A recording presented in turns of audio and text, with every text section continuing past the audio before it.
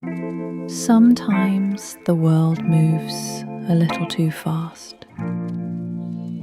We rush from one task to the next, always connected, always performing, always busy. But in all that noise, we forget to breathe, to pause, to just be. That's when we need a reminder that less can be more,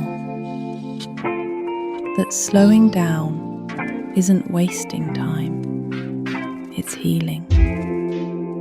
And who better to teach us that than our cats? Look at them.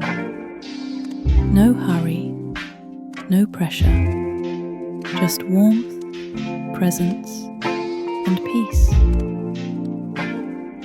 They don't chase every moment, they savor it.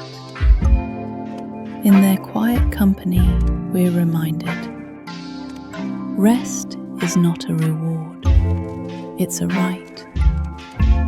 Stillness is not laziness, it's wisdom. So take a deep breath, unplug for a while. Let the purring, the softness, the stillness ground you. Because sometimes the best therapy has whiskers.